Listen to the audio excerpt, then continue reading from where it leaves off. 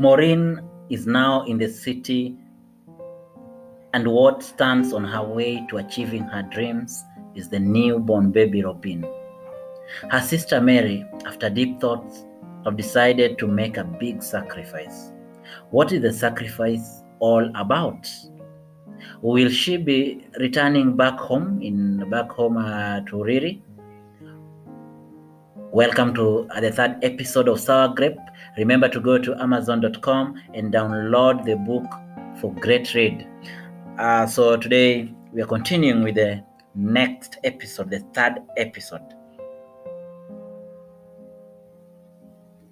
Mary decided to only work on weekends and instead enroll her sister in one of the mission schools, Kayole Mission Primary School, also known as KMPS.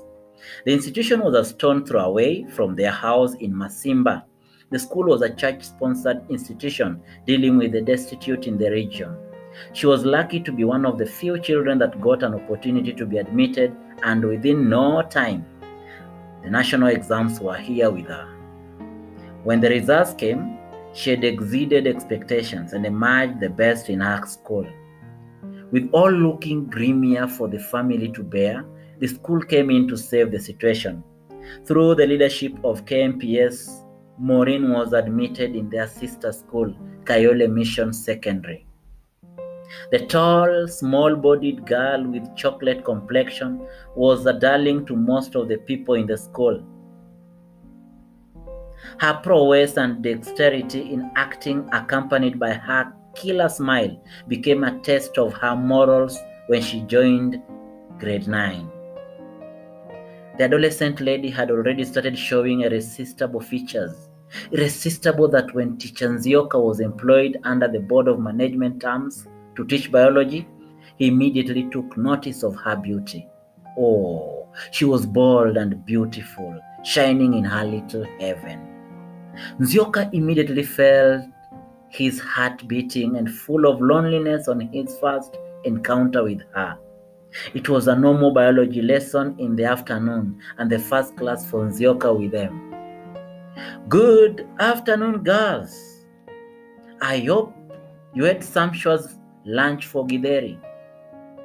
All the girls were amazed by the teacher's sense of humor, being that Githeri, a mixture of cooked beans and maize, was one of the detested meals in the institution.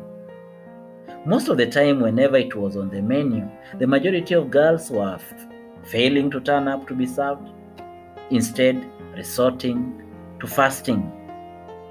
Amidst all this was Maureen, who was busy wafting herself from the afternoon heat of September sun in Nairobi with her unfastened blouse, allowing any curious observer to take a keen interest at how curvy her body morphology was. Nzioka went quiet for a while and then ordered everyone to stand and stretch and get ready for the lesson.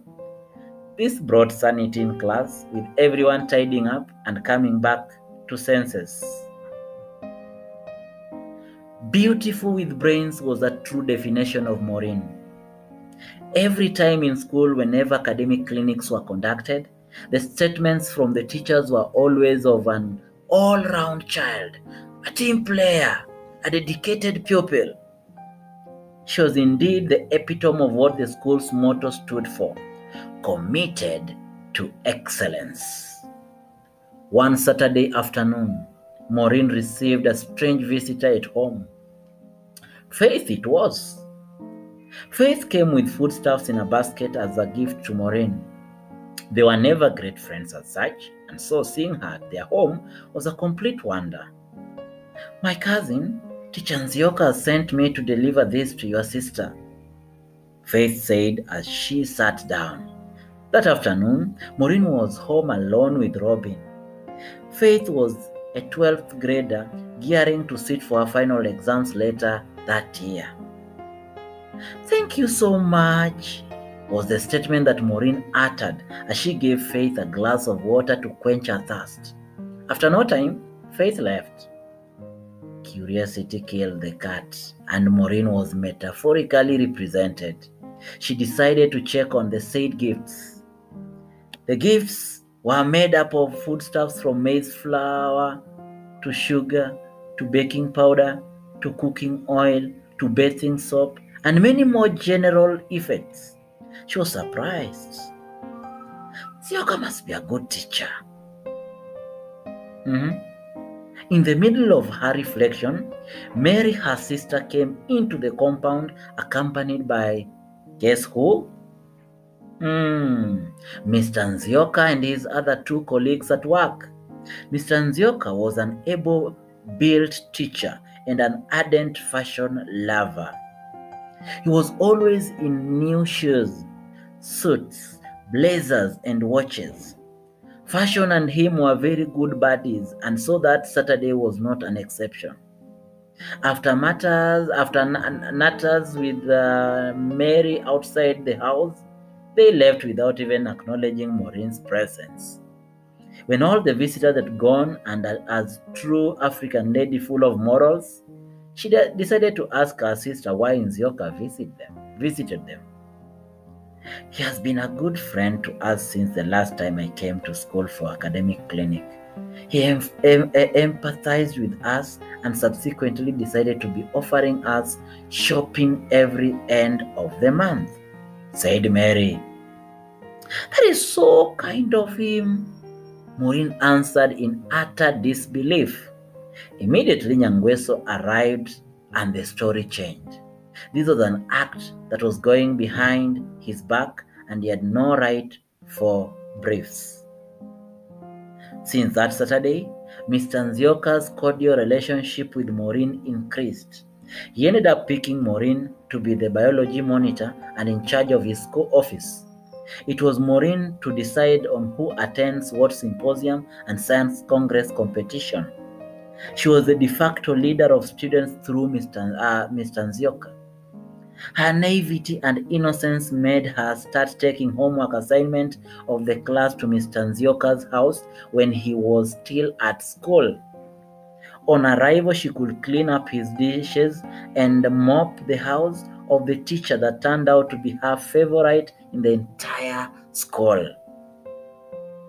One day, when she was busy chilling at home on a Saturday afternoon and going through her assignments with Robin keeping her company, Faith, who had turned out to be her bosom friend, came to visit again.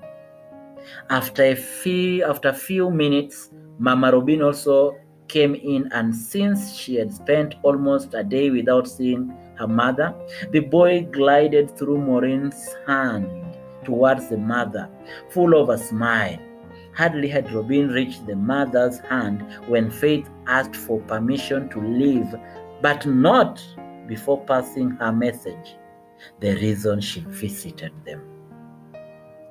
Sister Maureen, can we go and visit Nzioka? Maureen and I? Maureen was not expecting that. She tried to intervene, but in no vain. You guys are free to go, so long as you come back early. Her last appeal was thwarted when Faith pulled her towards the door. What happened when they reached at Mr. Nzioka's place? That is what everyone wants to know. We are going to start that particular point in the next episode, episode 4. So, continue reading. Go back to the first episode. Share these particular stories with your friends and your circles. See you when we meet again.